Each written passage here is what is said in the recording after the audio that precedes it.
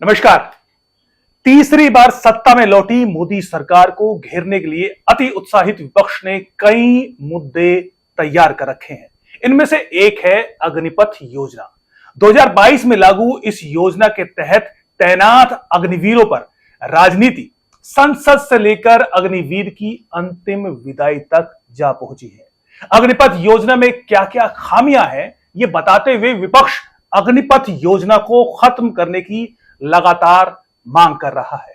लेकिन इस योजना की आवश्यकता क्यों है, इसको लेकर हमारे मन में भी ढेरों प्रश्न थे। आखिर सेना और देश की रक्षा सुरक्षा से जुड़े संवेदनशील मामले में सरकार इस योजना को लेकर क्यों आई? हमने जो खोजा वो आपको भी समझाने की कोशिश करते हैं। अग्निपथ योजना का एक बड़ा इतिहास है और इसे समझने के लिए कि ये कैसे और क्यों आई, हमें कुछ साल पीछे जाना होगा। 1999 में करगिल युद्ध हुआ। युद्ध हमने भारतीय सेना के अदम्य साहस और वीरता के बल पर जीता, लेकिन इस युद्ध ने हमारी सैन्य रणनीतिक व्यवस्था और सैन्य संसाधनों की कमी को एक झटके में उजागर कर दिया। इसके लिए वाजपेयी सरकार ने एक करगिल रिव्यू कमेटी बनाई ताकि हमारी सैन्य तैयारियों की कमियों को पहचाना जाए और उनमें त्वरित सुधार किया जाए। समिति ने कई बड़े सुझाव दिए। करगिल समीक्षा समिति की सिफारिशें पहली बार बड़े पैमाने पर लागू की गई ताकि हमारी सशस्त्र बलों की संरचना, प्रशिक्षण, संचालन, निगरानी और इंटेलिजेंस की जरूरतों को सही किया जा सके। इसी समिति ने यह भी पाया कि हमारे सशस्त्र बलों की प्रोफाइल युवा होनी चाहिए। जब करगिल युद्ध में हमारे जवान दुर्गम खड़ी पहाड़ियों पर एक बहुत ही कठिन लड़ाई लड़ रहे थे, तो स्वाभाविक है कि अधिक उम्र के जवानों की तुलना में हमारे कम उम्र के नौजवान ज्यादा बेहतर प्रदर्शन कर रहे थे। चूंकि एलओसी से लेकर चीन के साथ लाइन ऑफ एक्चुअल कंट्रोल हो या उत्तर पूर्व में भारत चीन बॉर्डर, भविष्य में युद्ध की संभावनाओं के क्षेत्र पर्वतीय ही होने वाले हैं। इसीलिए सेना की औसत एज प्रोफाइल जवान हो तो उतना ही बेहतर।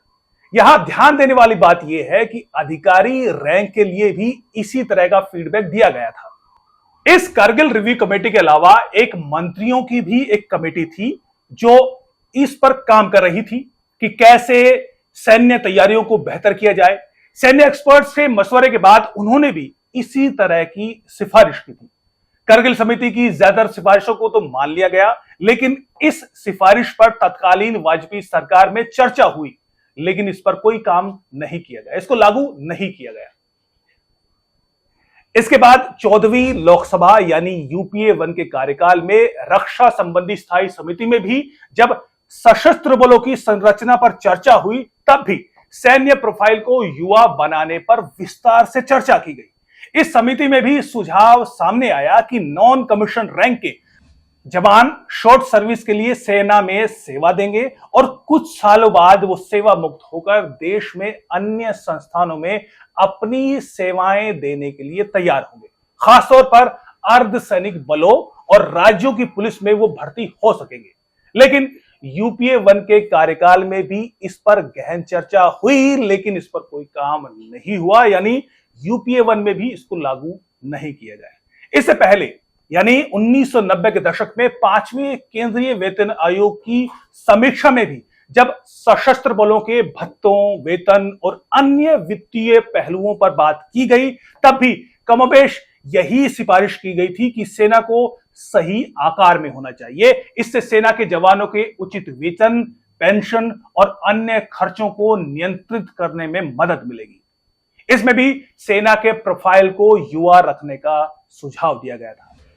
इसके बाद साल 2014 में भी 7वें केंद्रीय वेतन आयोग में भी इसी तरह की सिफारिशें की गई। आयोग ने सुझाव दिया कि शॉर्ट टर्म सर्विस पूरी करने के बाद जवानों को अन्य केंद्रीय सशस्त्र बलों में प्लेसमेंट की उचित व्यवस्था होनी चाहिए, लेकिन साल 2019 तक इसको लेकर कोई काम नहीं हुआ, यानी इस पर कोई न चर्चा हुई ना इसको लागू किया गया। लेकिन जब मोदी सरकार दूसरी बार सत्ता में आई, दूसरे कार्यकाल के दौरान इस योजना पर दोबारा चर्चा शुरू हुई। दूसरी बार सत्ता में आने के बाद मोदी सरकार ने जब सीडीएस पद की घोषणा की और सीडीएस के अलावा रक्षा मंत्रालय में रक्षा सैन्य मामलों का एक अलग विभाग बनाया गया, तब इसमें सेना, नौसेना, वायुसेना और रक्षा मंत्रालय पर बड़े विस्तार पर इस पर गहन अध्ययन भी शुरू हुआ और इस पर चर्चा भी शुरू हुई। लगातार रिसर्च हुई, इस पर बातचीत हुई, गहन अध्ययन हुआ, हर एक पहलुओं की गहन समीक्षा की गई। फिर इसका कार्यान्वयन शुरू हुआ। सैन्य स्तर पर किए गए अध्ययन की रिपोर्ट्स में जिन बिंदुओं के कारण अग्निपथ योजना की आवश्यकता क्यों है, जिन बिंदुओं के आधार पर इसको फाइनली 2022 में लागू किया गया, वो क्या थे? वो कुछ ऐसे थे, हम आपको बताते हैं। एक, सैन्य कर्मियों का युवा प्रोफाइल तैयार करना।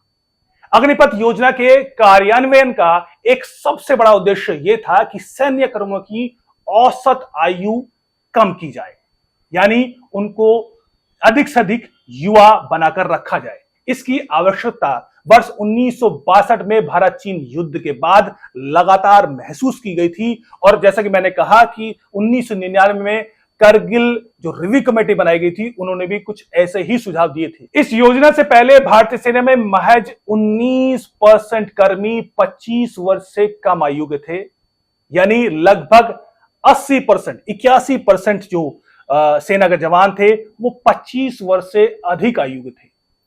चूंकि चीन और पाकिस्तान दोनों के पास ही पर्वतीय इलाके हैं, कम आयु प्रोफाइल की ये भारतीय इकाइयां यानी भारतीय जवान इन भूभागों पर ज्यादा बेहतर प्रदर्शन करेंगे, ये तय है। दूसरा बड़ा बिंदु है भविष्य के लिए तैयारी। पिछले 20 सालों में युद्ध की प्रकृति और लड़ने का तरीका बहुत तेजी से बदला है। आज युद्ध सीमा के साथ साथ साइबर और अंतरिक्ष की दुनिया में भी लड़ा जाता है। सैनिकों के लिए और सेना में संसाधनों में तकनीक से अधिक सुसज्जित होना बेहद जरूरी है। लिहाजा सेना में नई पीढ़ी और नौजवानों का होना जरूरी है और सैन्य बजट का अधिक से अधिक इस्तेमाल तकनीकी संसाधनों को लैस करने में किया जा सके, यह भी एक बड़ा विषय है। तीसरा पॉइंट है, जैसे कि मैंने कहा, कि डिफेंस और रिसर्च डेवलपमेंट पर ध्यान देना।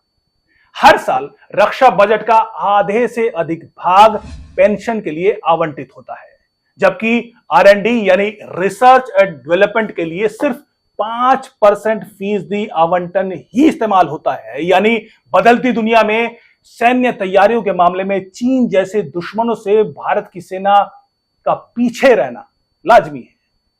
हम अपनी रक्षा बजट का, जैसे मैंने कहा कि 50% से ज्यादा बजट सिर्फ पेंशन और वेतन पर खर्च करते हैं, सिर्फ 5% बजट सिर्फ आर&डी पे खर्च होता है।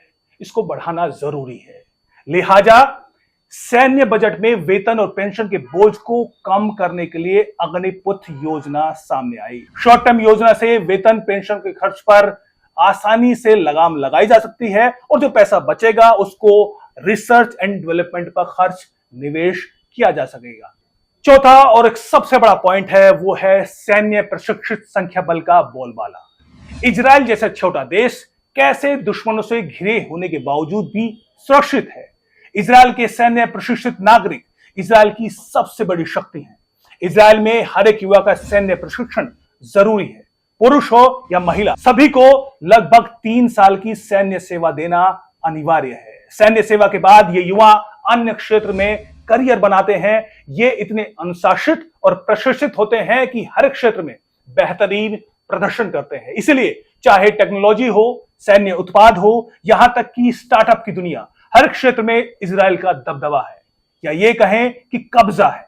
हाल ही में 7 सितंबर को इजराइल पर जब हमास ने हमला किया और जब देश को सैनिकों की जरूरत पड़ी, तो यही आम नागरिक दोबारा सेना में वापस आए देश की सेवा के लिए, और उन्होंने मोर्चे पर इजराइल के लिए युद्ध लड़ा।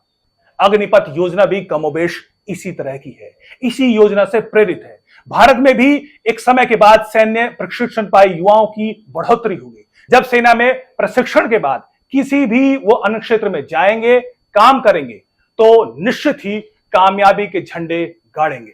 और जब देश को जरूरत होगी तो अधिक से अधिक संख्या में सैनिक सुलभता से उपलब्ध हो जाएंगे।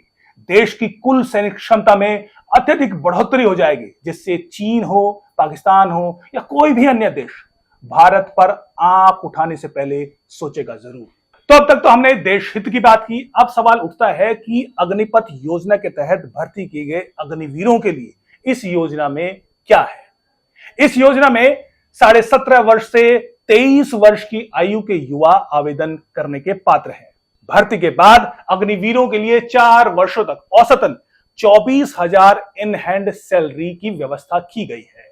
4 वर्ष की सेवा की अवधि पूरी होने के बाद एक मुश्त लगभग 12 लाख रुपए एक साथ दिए जाएंगे। सेवा के दौरान 4 वर्ष की अवधि के लिए 48 लाख रुपए का जीवन बीमा कवर भी दिया जा रहा है।